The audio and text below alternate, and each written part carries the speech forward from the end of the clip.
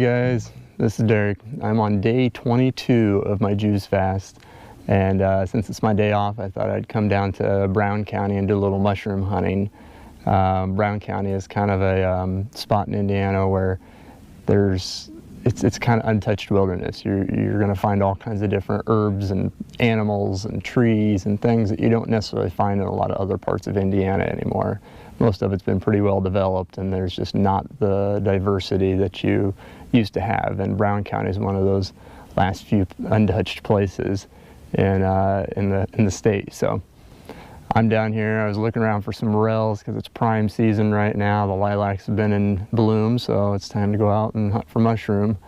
So I was stumbling around and looking along the wetlands and looking for elm trees and things, and as I was coming down this hillside, I saw this big white patch in this great big tree, and it's like, that's kind of interesting. So as I made my way down here, I look up, and about, I'd say 20 feet up in the tree, there's this big mushroom.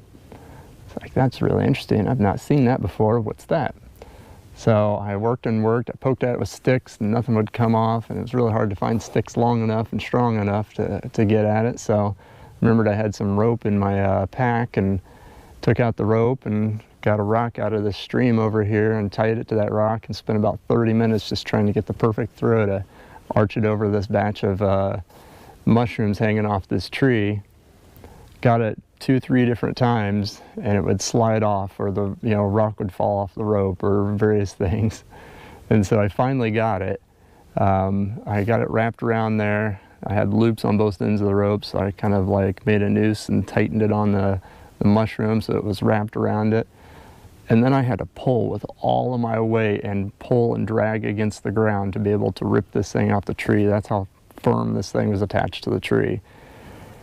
So finally comes tumbling down, and I see what it is, and it is a Dryad's saddle, which is an edible mushroom. It's not particularly tasty.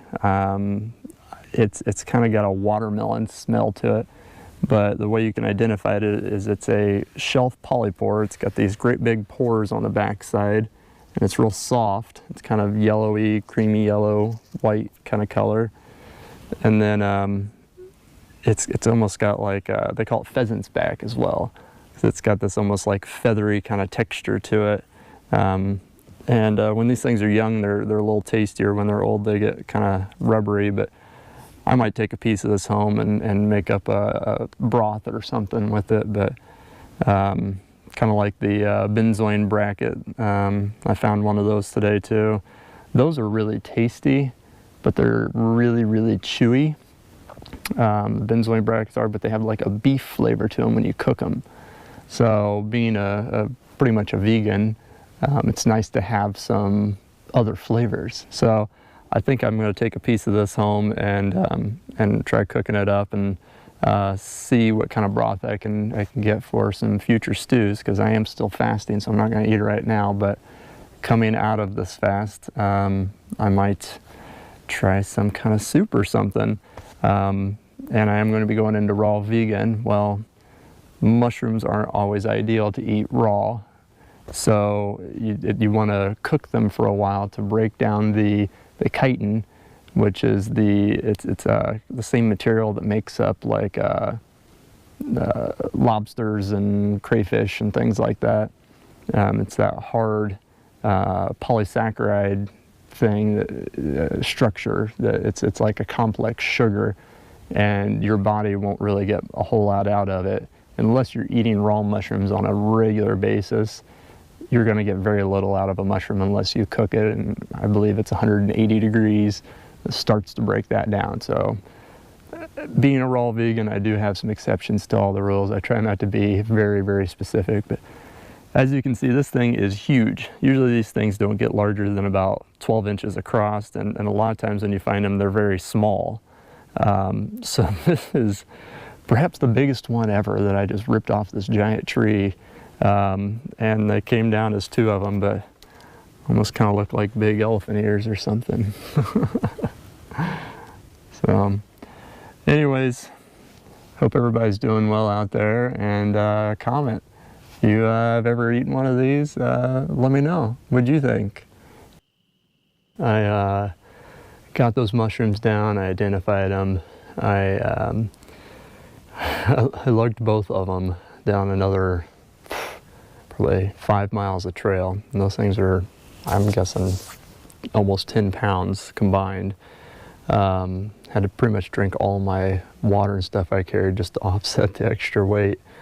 I've had an amazing trip today. I've seen all kinds of wildlife. I've seen deer, rabbits, tons of squirrels and chipmunks. I heard what must have been like some kind of quail or pheasant or something. It was pretty close. I never actually saw it though. Sounded kind of like a strange chicken noise or something. There's been bats. Just a minute ago as I was setting up here, a bird flew out of this thing at me. So I mean, it's been pretty interesting. Heard lots of owls, lots of frogs. And you know, for being mid-April, this place is full of lightning bugs right now. I can't get them on video because it's too dark and they're too faint. But I was kind of wondering what the heck I was seeing for a minute, because there's just these little speckles all throughout the woods. And lo and behold, they've got to be fireflies. So that's pretty awesome. I did run out of light as I was hiking the last couple miles down the trail there, because I kept stopping and looking at everything, taking pictures. I did find a morel. It was in a coniferous area, which I was kind of just booking it through that area because morels never grow in pine tree areas. I mean, rarely anyways, but this was just a dead standing deciduous tree, and lo and behold, there was a little morel hanging out there, so I grabbed it, and then a little ways up the trail, I found another mushroom which I've yet to officially identify. I think it's probably safe to eat, but it does have a look-alike that is one of the most deadly mushrooms there is, which is called the destroying angel. So I'm definitely not going to eat that one, even if I think I do identify it right. Just don't really want to take that gamble. Coming up the trail, just within a half mile of getting back to my car, I found a little patch of oyster mushrooms, which those are kind of out of season at this point, so that was a nice little surprise. So I've got quite the medley of mushrooms to prepare when I get home. I'm pretty excited about that. I did also want to mention, I didn't really talk about it earlier, but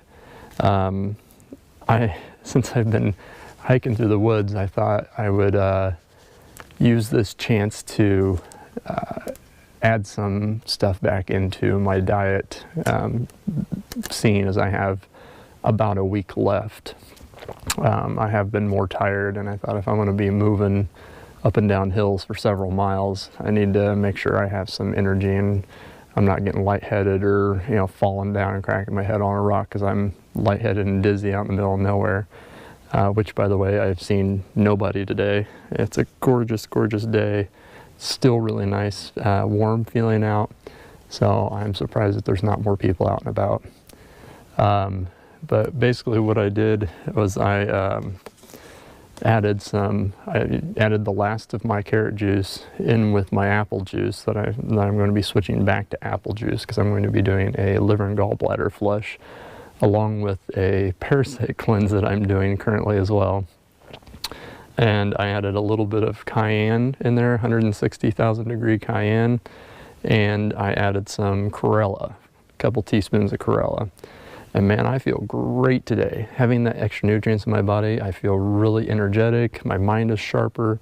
I haven't really been getting lightheaded, even when I'm sitting down for a while and I get up. There was maybe one titch of a moment, but I feel amazing. But just if you guys want to see, I am standing in front of the map here. I am parked here at the fire tower for any of those that are local, and I hiked down through here, which is all just a big waterway, river along through there, and up and around and back down through here. No, I'm not going to tell you exactly where I found the mushrooms because that's a hunter's secret.